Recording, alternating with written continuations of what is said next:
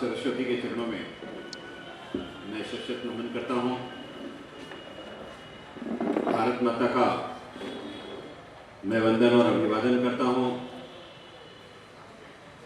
मंच पर उपस्थित भारतीय जनता पार्टी मध्य नागपुर के अध्यक्ष भाई किशोर पलांदुरकर जी, मेरी सहयोगी नगर सेविका सरलाताई, मंच पर उपस्थित मध्य नागपुर के हमारे संपर्क प्रमुख भाई ब्रजभूषण शुक्ला जी, मध्य नागपुर के उपाध्यक्ष, मेरे विद्यार्थी जीवन के सहयोगी और राजनीति में मेरे ज्येष्ठ भाई अशोक नायक जी, मेरा अनुज भारतीय जनता पार्टी का उपाध्यक्ष सुनील श्रीवास जी, मंच पर उपस्थित भारतीय जनता पार्टी के उपाध्यक्ष भाई अविनाश साहू जी, भाजपा के मध्य नागपुर के मंत्री अमोल कोल्हे जी, इस प्रांगण में उपस्थित सभी पितृतुल्य बुजुर्गगण, मेरे हम उम्र साथियों, मेरी माताओं और बहनों,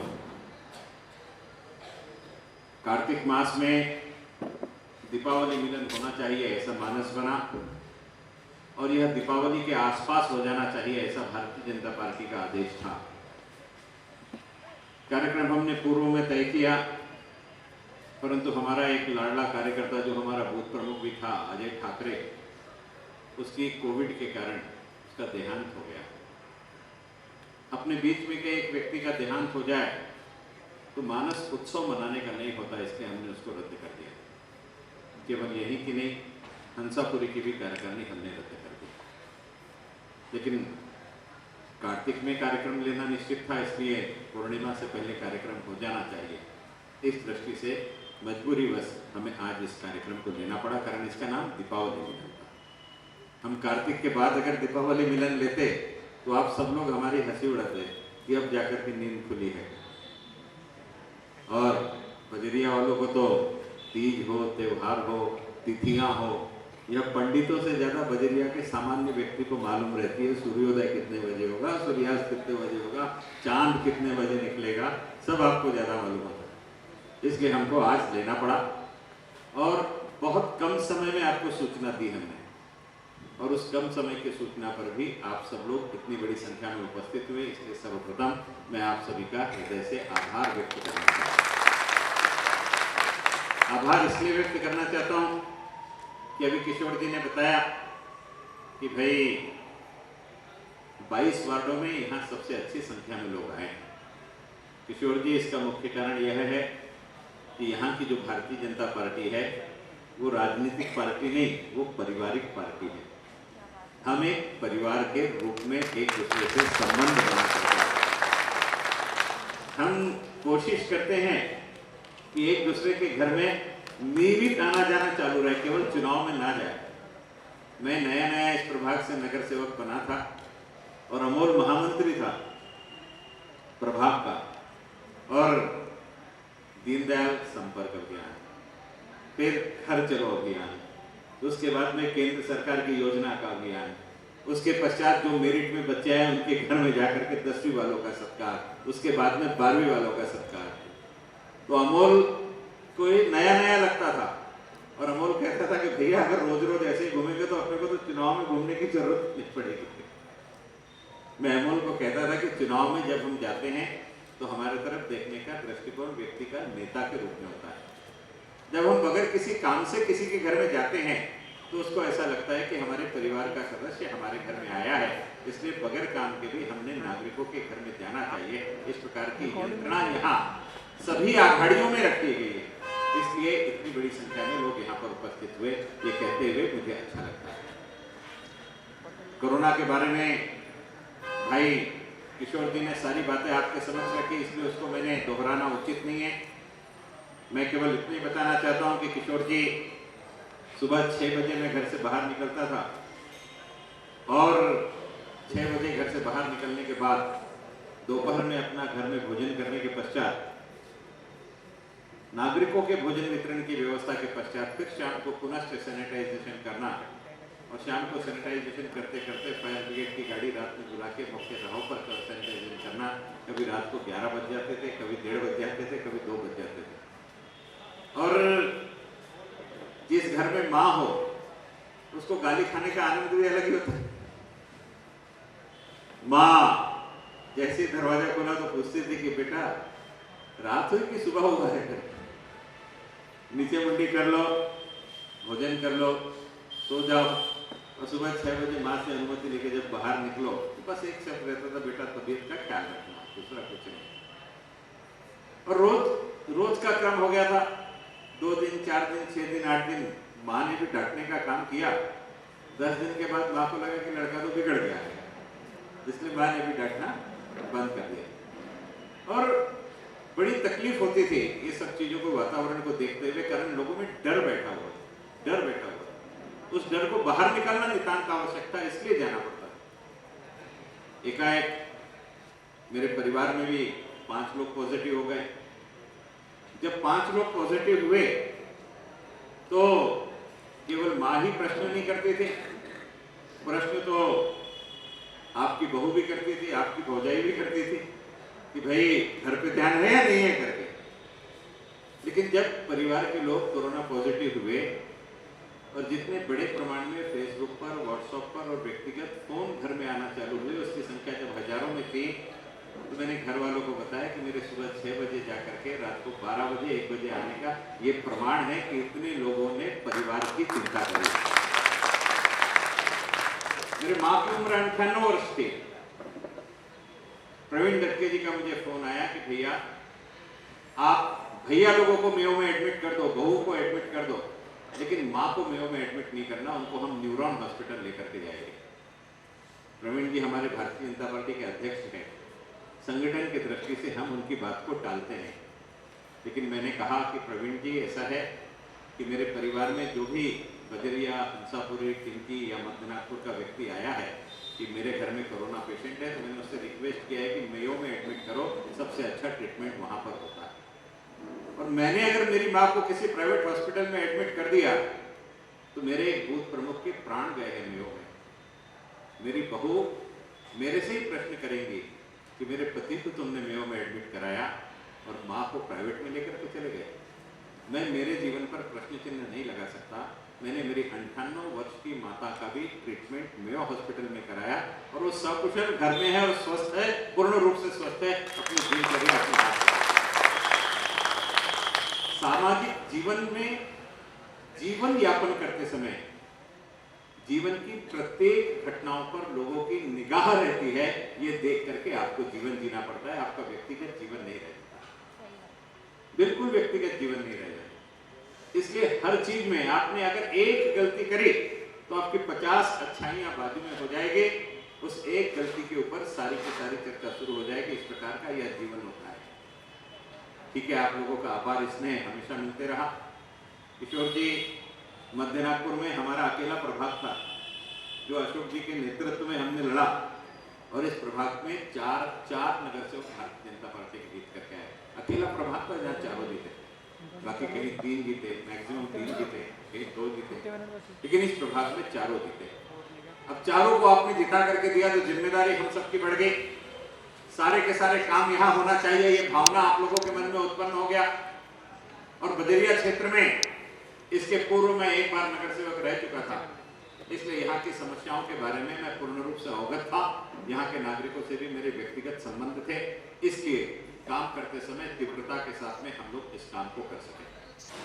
आज बजरिया का पूरा चेहरा बदलने की कोशिश हमने की और उसमें कुछ हद तक सफल हुए हैं, ये कहने में हम कहीं भी पीछे नहीं हटे। मुझे याद है कि 2007 में एक चुनाव बजरिया में मैं पराजित हुआ था। उस समय मैंने एक घोषणा पत्र छापा था, जिस घोषणा पत्र में मैंने लिखा था कि भाई बजरिया के बच्चों के पढ़ने के लिए अच्छी लाइब्रेरी होनी चाहिए, जहाँ 24 घंटे पढ़ने की बच्चों की व्यवस्था हो। कारण झोपड़पट्टी में घर में रहने को जगह नहीं है, तो वहाँ बच्चा पढ़ेगा कहाँ से, और पढ़ेगा नहीं तो बजरिया आगे बढ़ेगा कैसे। मैंने कहा था कि यहाँ बगीचा होना चाहिए, तो मेरी हंसी उड़ती थी कि तिवारी ये 4-5 बिल्डिंगों की छत मिला करके बगीचा बना देगा, तिवारी पढ़ने के लिए अपने घर में बच्चों को बुला लेगा, ऐसी हंसी उड़ाई गई। मुझे लगता था कि भाई समझने के बाद भी लोग नहीं समझ रहे तो मैं क्या करूं। अनायास संयोग आया, मैं दोबारा बजरिया परिक्षेत्र से नगर सेवक बना। इस बार मैंने कोई घोषणा पत्र नहीं छपवाया कि मैं बजरिया में जीत के आऊंगा तो ये करूंगा, कारण 2007 में जब चुनाव हराया था आपने तो मेरा घोषणा पत्र आपके पास पहुंच चुका था। हमने तय किया कि लाइब्रेरी बननी चाहिए, तो लाइब्रेरी कैसी बननी चाहिए? लाइब्रेरी ऐसी बननी चाहिए जो पूरे नागपुर शहर की एकमात्र लाइब्रेरी हो जिसे देखने के लिए लोगों ने आना चाहिए। और जगह हमारे यहाँ लाल स्कूल है, लाल स्कूल के पास 12,000 स्क्वायर फीट की जगह पर हम लोग एक ई लाइब्रेरी का निर्माण कर रहे हैं। अब ये ई लाइब्रेरी का निर्माण भी भारत के पूर्व प्रधानमंत्री अटल बिहारी वाजपेयी के स्मृति में हम लोग बना रहे हैं, कारण अटल जी ने नारा दिया था कि जय जवान जय किसान और जय विज्ञान, तो विज्ञान की आधुनिक सुविधा से युक्त वो लाइब्रेरी हो, इस दृष्टि से हम लोग काम कर रहे हैं। वहां करीब करीब 4 मंजिल बिल्डिंग बनेगी, उसमें ग्राउंड फ्लोर के ऊपर में एक ऑडिटोरियम होगा जिसमें 250 लोग वहां बैठ के सभागृह में कार्यक्रम कर सकेंगे। प्रथम मंजिल के ऊपर में हमारी बहनों के पढ़ने के लिए ई लाइब्रेरी होगी, वहां 25 कंप्यूटर होंगे। सेकंड फ्लोर के ऊपर में हमारे भाइयों के पढ़ने के लिए 25 कंप्यूटर होंगे। एक समय में 50 लोग कंप्यूटर पर बैठ करके वहां पढ़ाई कर सके, बहनें अलग पढ़ सके, भाई अलग पढ़ सके, इस प्रकार का नियोजन होगा। जनरली लाइब्रेरी में जहां बच्चे पढ़ने जाते हैं तो पढ़ने के बाद में उनको जो चर्चा करना है वो घर में आकर के करते हैं, लेकिन यहाँ 24 घंटे की व्यवस्था हमने पढ़ने की है, इसलिए वहां पर आपस में डिस्कशन करने के लिए हर मंजिल की गैलरी के ऊपर में 4-4 कमरे बना दिए हैं जो ओपन टू स्काई है, यानी ऊपर से भी खुला हुआ है, बाहर से भी खुला हुआ है। कारण आज के जमाने में पढ़ने वाले बच्चे कमरे के अंदर जाकर के क्या करेंगे इसके सामने प्रश्न चिन्ह लग गया है। इसलिए कमरे ऐसे है कि पूरे मोहल्ले को बाहर से दिखेगा कौन बैठा हुआ है, और वहां बैठ करके वो ग्रुप डिस्कशन कर सकेंगे। और ग्रुप डिस्कशन करने के बाद में वे बच्चे अगर पावर पॉइंट प्रेजेंटेशन करना चाहे तो उसके लिए अलग से एक रूम की व्यवस्था की गई है कि वो वहां आकर के पावर पॉइंट प्रेजेंटेशन कर सकेगा। केवल इतना ही नहीं, एक व्यवस्था और की गई है कि इतनी बड़ी इमारत बन रही है तो हमारे जो दृष्टिहीन बंधु हैं उन दृष्टिहीन बंधुओं के लिए ब्रेल लिपि के 2-2 कंप्यूटर दोनों फ्लोर में रहेंगे। हमारी बहनें अगर उनको आंखों से नहीं दिखता तो वो भी आके वहां पढ़ सकेगी, और जो भाई जिन्हें नहीं दिखता वो दृष्टिहीन बंधु भी वहां आकर के पढ़ाई कर सकेंगे, इसकी भी सुविधा हमने वहां पर कर दी है। और इनको चढ़ने में तकलीफ ना हो दृष्टिहीन को, इसलिए वहां पर लिफ्ट की व्यवस्था भी अच्छे तरीके से की गई है। इतने नहीं, पूरी लाइब्रेरी एयर कंडीशनड है, और एयर कंडीशन लाइब्रेरी में आप वहां पढ़ने के लिए गए तो मेरी घड़ी, मेरी चूड़ी, मेरा नेकलेस, मेरी अंगूठी, इसकी आपको चिंता नहीं होनी चाहिए। इसलिए वहां पर एक लॉकर रखा हुआ है कि आप जाइए, लॉकर में अपना सामान जमा कर दीजिए, पढ़ाई कर लीजिए, जाते समय चिट्ठी दीजिए, अपना सामान लीजिए और चले जाइए। इसलिए आपको निश्चिंत रखने की वहां पर भी व्यवस्था की गई है। केवल इतना ही नहीं, मोबाइल जो है इसमें बहुत सारी ऐसी, हर कंप्यूटर में जाकर के तो व्यक्ति नहीं देख सकता, तो इसके लिए हमने नियोजन ऐसा किया कि पूरे भारत की सेंट्रलाइज ई लाइब्रेरी जो है ये आईआईटी खड़गपुर में है। देश की आईआईटी खड़गपुर सबसे अच्छी आईआईटी है, उस आईआईटी के हाथ में इसका मेंटेनेंस रहेगा। अगर किसी भी बच्चे ने किसी भी अनर्गल साइट को शुरू किया तो आईआईटी खड़गपुर से वो बंद हो जाएगी, बच्चा यहाँ केवल पढ़ाई कर सकेगा, बाकी कोई चीजों पर ध्यान नहीं देगा। ये सारी चीजों का हमने यहाँ ध्यान दिया। केवल इतना ही नहीं, जितने भी रिसर्च पूरे हिंदुस्तान विश्व में होते हैं वे सारे रिसर्च पेपर जो बनते हैं ये उनकी खुद की भाषा में बनते हैं। केवल हिंदुस्तान ऐसा है जहाँ हिंदी में नहीं बनते, अंग्रेजी में बनते हैं, लेकिन फ्रांस में फ्रेंच में बनते हैं, इटली में इटालियन भाषा में बनते हैं, जापान में जैपनीज में बनते हैं। हर देश की अपनी भाषा है, उनके सारे रिसर्च उनकी भाषा में होते हैं। अब उन रिसर्च पेपर को अगर नागपुर में बैठा हुआ बच्चा पढ़ना चाहता है तो उनकी भाषा के रिसर्च को कैसे पढ़ेगा? इसलिए सारे कंप्यूटर में एक सॉफ्टवेयर लगा होगा जिसमें किसी भी भाषा में किया गया रिसर्च आप अपनी मातृभाषा में भी उसको समझ सकते हैं और अंग्रेजी में भी समझ सकते हैं। इसका भी नियोजन वहां पर किया जाता है। ये सारी चीजें करते समय और एक चीज का ध्यान रखा गया कि अगर 24 घंटे की व्यवस्था की गई है तो वहां पर खान पान की भी व्यवस्था होनी चाहिए। इसलिए वहां कैंटीन अगर बना दे तो कमर्शियल हो जाएगा। इसलिए आजकल सब इंस्टेंट फूड का जमाना है। वहां पढ़ने वाला व्यक्ति अपने साथ में पैकेट लेकर के आए, वहां पेंट्री रहेगी, उसमें अपने हाथ से नाश्ता और चाय बना करके वो नाश्ता भी कर सके और चाय भी पी सके, इसकी भी व्यवस्था वहां पर की गई। कोई व्यक्ति अगर बाहर गांव से यहाँ पढ़ने के लिए आता है तो उसके लिए नीचे ग्राउंड फ्लोर में लॉकर है, वह अपना सामान यहाँ लॉकर में जमा कर दे और ऊपर जाकर के वो पढ़ाई कर सके। इस प्रकार से गरीब व्यक्ति 24 घंटे पढ़ सके और मेरे बजरिया का बच्चा पढ़ के आगे बढ़ सके, इस प्रकार का नियोजन अटल जी के नाम की इस लाइब्रेरी में किया है। इसका भूमि पूजन पिछले साल सितंबर में हो गया था। बाद में चुनाव की आचार संहिता आ गई। चुनाव की आचार संहिता के बाद में कोरोना महाराज आ गए और कोरोना महाराज के आने के बाद में जैसे काम शुरू हुआ, कोजागिरी के दिन से उसका काम शुरू हुआ। 5 करोड़ रुपए की लागत से वो लाइब्रेरी बन रही है, उसका काम प्रारंभ है और आने वाले दिसंबर माह में हम उसका उद्घाटन करेंगे और हमारे बच्चे वहां पढ़ने के लिए जाएंगे। इस प्रकार का नियोजन। इतना नहीं, मैंने बगीचे की बात कही थी तो बता दो छत पर बगीचा बनेगा क्या? दयाशंकर टेरिस्ट गार्डन बनाना चाहता है। जगह कहाँ मिलेगी, जगह कहाँ मिलेगी? अब जगह भी मिल गई। आपके बजरिया में छोटा मोटा नहीं, 1,23,000 स्क्वायर फीट पे गार्डन बन रहा है। ये मंदाता के सामने बैठी है। बाउंड्री वॉल का 25 लाख रुपए की बाउंड्री वॉल का काम भी हो गया। इस साल के बजट में 2 करोड़ रुपए रखे गए। अब बजरिया के लोगों को, मेरी बहन शीला दीदी बैठी है, मेरे जिया जी भी बैठे हैं, रमेश जी, इनको घूमने के लिए शुक्रवारी तालाब जाने की आवश्यकता नहीं, कारण शुक्रवारी तालाब में विसर्जन के बाद में बहुत कचरा हो जाता है। यहाँ इतने पेड़ लगे हैं एंट्रेंस मिल के गार्डन में कि आपको बाहर जाने की जरूरत नहीं। 1,500 से 2,000 पेड़ लगे होने के कारण वहां का ऑक्सीजन लेवल बाकी किसी भी बगीचे से ज्यादा होगा। इतना अच्छा बगीचा वहां पर बनाने का काम हम लोग कर रहे हैं। आने वाले वर्ष में उसका भी उद्घाटन हम करेंगे और 1,23,000 स्क्वायर फीट पर करीब करीब 3 एकड़ के आसपास जमीन पर हम उस निर्माण कार्य को करने जा रहे हैं। करके जिस काम की शुरुआत हो गई है, केवल हम भाषण नहीं दे रहे। और वो बगीचा, कारण मैंने पहले बताया कि बच्चे कमरे के अंदर गए तो क्या करेंगे गारंटी नहीं, इसलिए छत में कमरे बनाए कि बाहर से दिखना चाहिए। तो बगीचे में भी वही स्थिति है, वातावरण पूरा खराब है। तो इस बगीचे को नाम दिया है वंदे मातरम गार्डन। और भारत की वो वीर सैनिक जिन्होंने इस देश की एकता अखंडता को अक्षुण्ण रखने के लिए अपने प्राण दिए हैं, ऐसे परमवीर चक्र विजेताओं को समर्पित वो गार्डन होगा। उनके म्यूरल लगे रहेंगे और उनकी जीवनी वहां पर लिखी रहेगी। इस विदर्भ के जो लोग सेना में शहीद हुए हैं उनके नाम वहां लिखे रहेंगे। हमारे यहाँ हंसापुरी और बजरिया, यहाँ के बहुतांश लोगों ने मिलकर के हिंदुस्तानी लाल सेना का निर्माण किया था।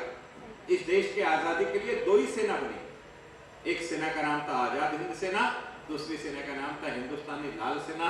लेकिन आज की पीढ़ी को यह पता भी नहीं कि हिंदुस्तानी लाल सेना नाम की कोई सेना थी। मैं इतिहास बताने जाऊं तो बहुत समय लगेगा। यहाँ के कलेक्ट्रेट के ऊपर में कब्जा हिंदुस्तानी लाल सेना ने कर लिया था। कलेक्टर के रिवॉल्वर छीन ली थी और कलेक्ट्रेट खाली कराने के लिए कामठी से जब सेना आने लगी तो पीली नदी का पुल हिंदुस्तानी लाल सेना ने उड़ा दिया। जब मौदा से आने लगी तो मौदा का पुल भी हिंदुस्तानी लाल सेना ने उड़ा दिया। फिर पारसिवनी से होकर के आए और इस रेलवे के पुलिया से जब सेना आ रही थी तो उसने कहा कि भाग जाओ नहीं तो हम गोली मार देंगे। सब भाग गए, काकड़े खड़ा रहा, इसलिए उसका पुतला चौक पर लगा। शहीद हो गया काकड़े, कम उम्र में शहीद हो गया। ये शहादत का इतिहास इस हंसापुरी और बजरिया का रहा है, उसको पता होनी चाहिए। इसलिए हिंदुस्तानी लाल सेना का इतिहास भी वहां पर रखने का हमने मानस बनाया है करके। और आजादी के लड़ाई में जिन 100 लोगों ने विदर्भ में अपने प्राण त्यागे हैं उनका नाम भी लिखने का वहां पर निर्णय लिया। और भारत की सेना के ऊपर में एक 20 मिनट का ऑडियो शो रहेगा। ये परमवीर चक्र विजेता कौन थे, इन्होंने किस लड़ाई में पुरस्कार प्राप्त किया है, तो क्यों पुरस्कार दिया गया। इसमें 18 साल के भी लोग हैं, इसमें 40 साल के भी लोग हैं, 23 साल के भी लोग हैं।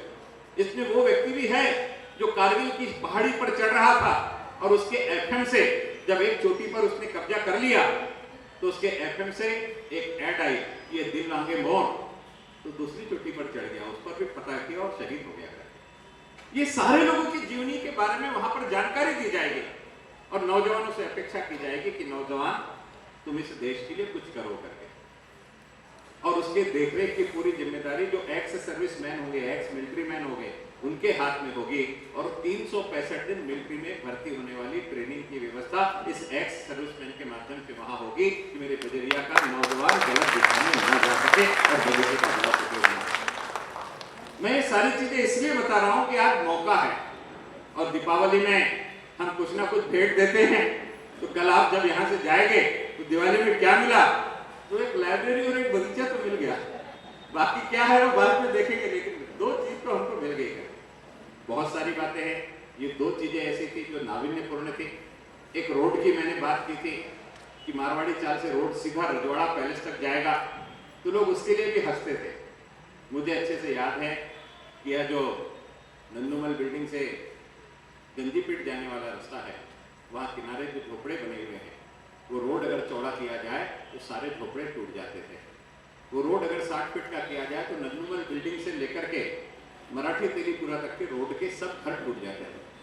ये 164 घर नहीं टूटना चाहिए, ये 2004 में आपका नगर सेवक दयाशंकर था, उसके दिमाग में आया। और भाई रतन श्रीवास हमारे बीच में, अभी मैंने निमंत्रण दिया था, अभी नहीं है हमारे साथ में, आए हैं। रतन के साथ मिलकर के हमने तय किया, रतन था हमारा एक साथीदार था राजू ठाकुर, हमने तय किया कि ये रास्ता जो है ये सीधा अगर निकल जाता है तो 164 घर टूटने से बच जाएगा। और केवल सोच लेने से नहीं होता है। अब टाटा ने जमीन बेची थी और जमीन बेचने के बाद उसकी रजिस्ट्री उसको कर्मचारियों को करके देनी थी। और एक नियम है कि अगर दो प्रॉपर्टी को क्लब करना है तो उसके लिए भी सिटी सर्वे में और कारपोरेशन में जाना है, और प्रॉपर्टी के टुकड़े करना है तो भी वहां जाना है। और टुकड़े करने का अधिकार महानगर पालिका के पास था।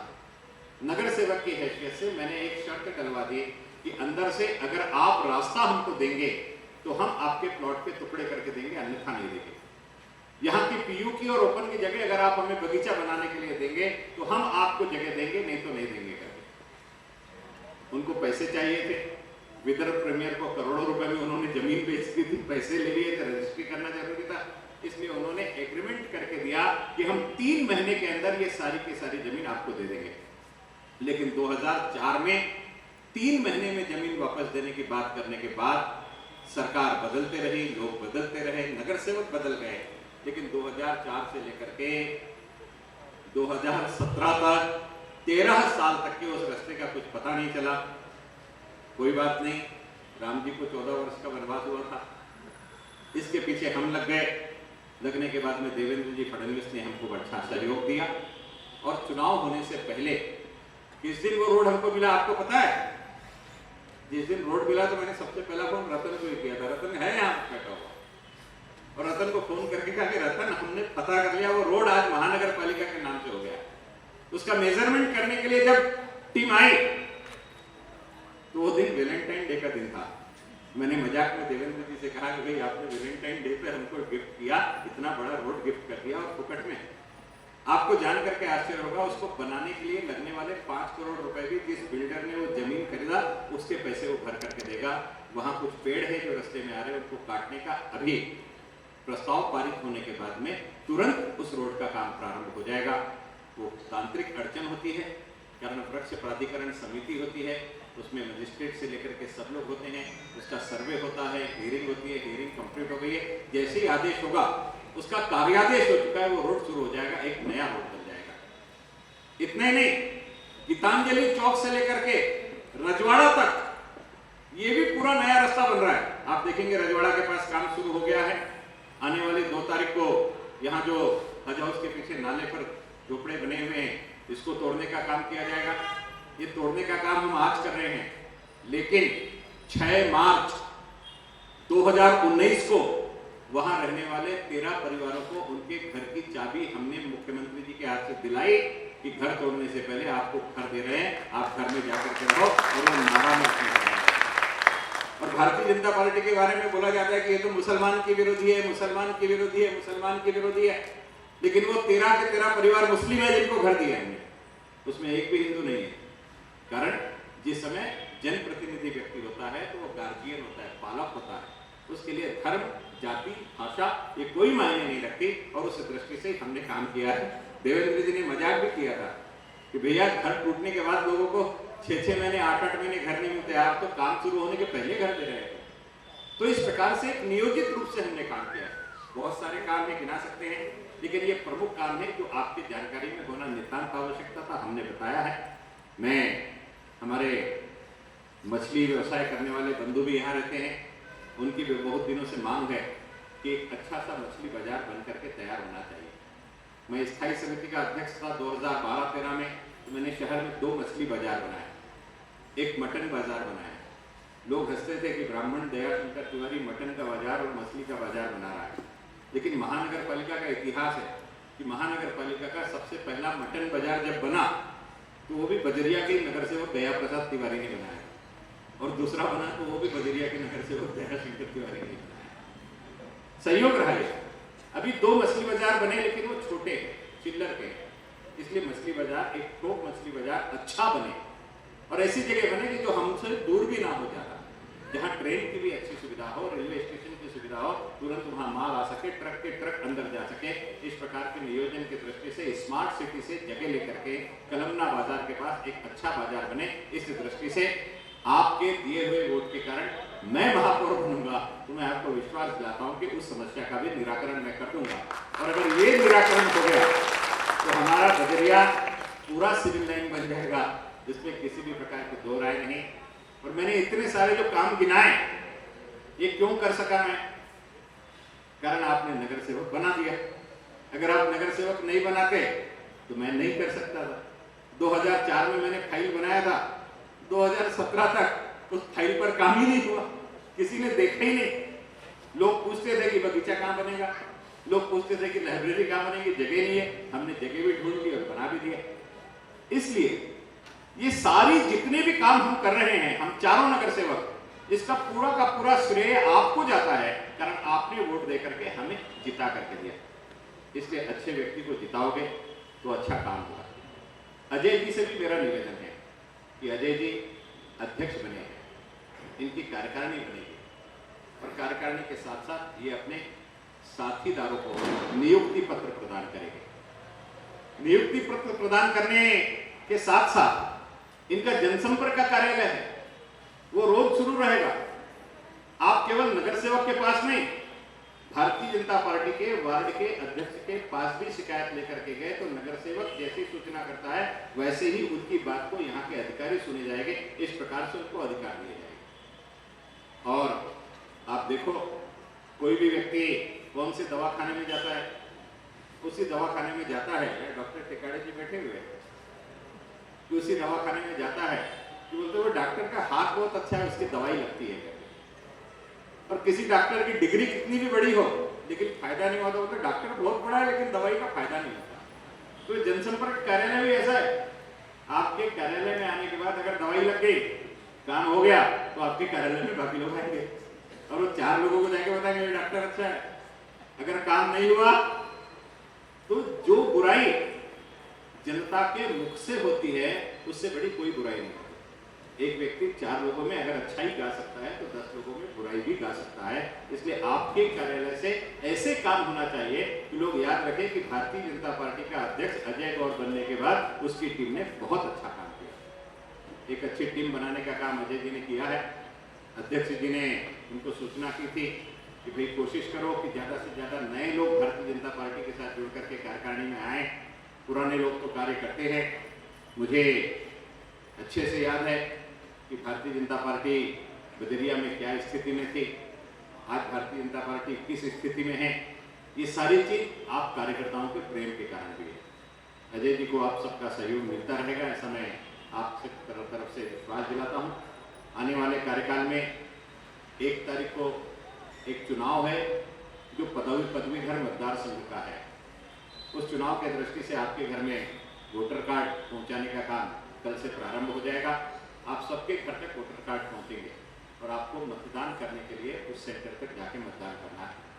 हमारे बदरिया क्षेत्र में 287 वोट है। ये 287 वोट में बहुतांश वोटर का रजिस्ट्रेशन भारतीय जनता पार्टी के कार्यकर्ताओं ने किया।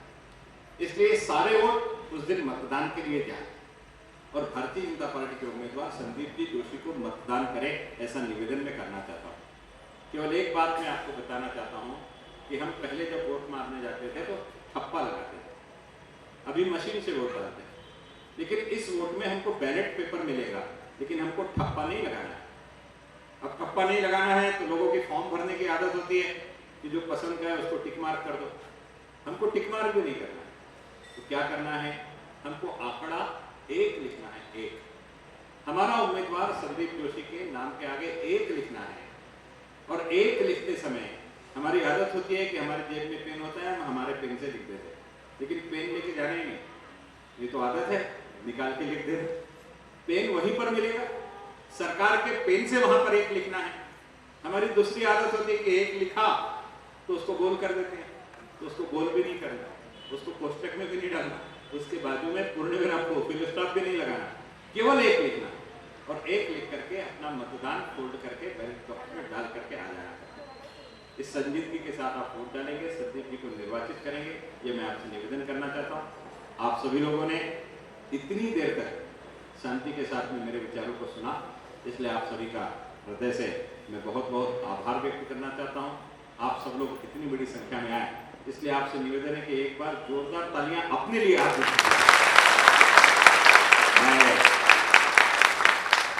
अजय गौर जी को और उनकी समस्त घोषित होने वाली कार्यकारिणियां और आखाड़ियों को हार्दिक शुभकामनाएं देता हूँ। बहुत बहुत धन्यवाद।